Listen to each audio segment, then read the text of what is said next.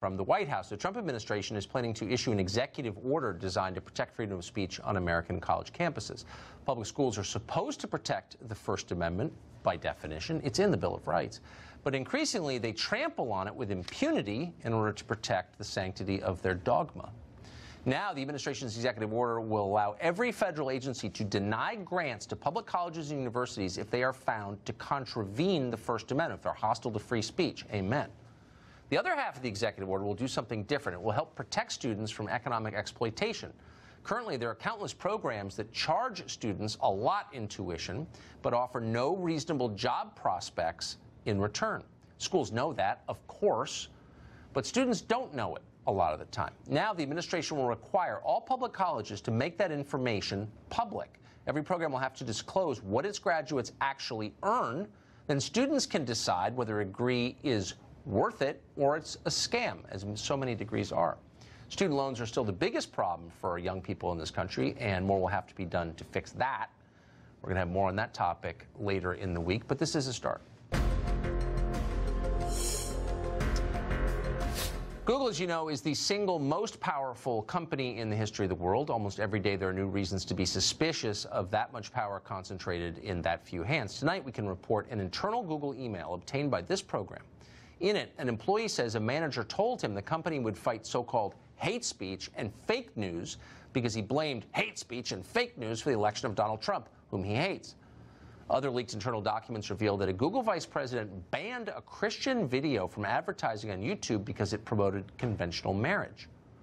So while Google tramples your freedoms here in the United States, Google enhances the power of tyrants abroad. Last week, testifying before Congress, General Joseph Dunford accused Google of empowering China by doing research work over there while simultaneously refusing to support America's own Department of Defense. Hard to believe that's true, but it is.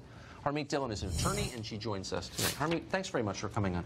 To the second point first, Google helping China really are the only global rival we face, but refusing to help the Department of Defense. Am I overstating that? No, not at all, Tucker, and it's actually even worse than that. A lot of people don't understand that to do business in China, you have to agree to basically be in bed with the Chinese government. You have to keep your data in your business over there in China. You have to respond to their data requests, and you have to, have them looking over your shoulder and everything you do, and perhaps taking a stake of what you have. And so on top of that, China has its own sort of government-run business operations, and those are staffed with and owned by the children and the princes of the people who are in power in China. So there's no doing business in China without being intertwined closely with the Chinese government, and that's what Google is doing. So I just want to digress because I can't control myself. If Google really has a chokehold on all information in English, okay, Google has a demonstrated political bias, which is overwhelming. Absolutely. They're banning things they don't like.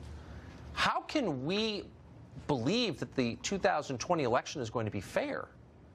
You would be naive, in fact, I would say stupid to believe that. I think there's ample evidence, even going back to a couple of years ago, I filed this lawsuit, as you know, against Google. And even then, similar documents to the one that you mentioned in that email, Google has been punishing conservatives and hounding them out and criticizing people who support anything conservative for a couple of years, ever since the election, actually. So it's been almost 3 years now.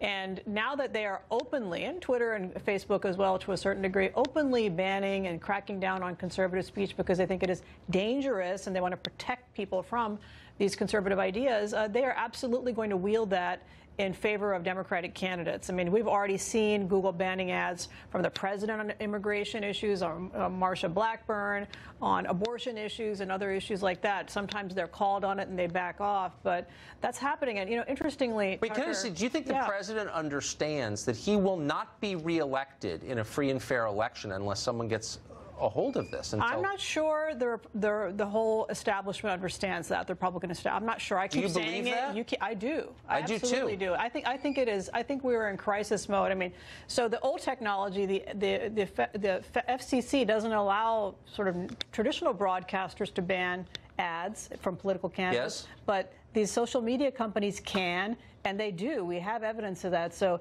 if we allow this to continue, if we allow this to happen in 2020, it is game over for conservatives in this country and for competition in our politics. They act like it's just, well, we're going to let the free market do its thing. No, there's nothing free about this. This is a company collaborating with our enemies, stifling political speech, And we will not have a fair election unless someone does something. That's right. And the think tanks and the conservatives who say that this is free market, they're getting contributions from Google and big tech. It's disgusting. And I don't think anyone's done more on this than you have, and I appreciate that. Thanks, Thank Tucker. You. Harmeet Dillon, great to see you.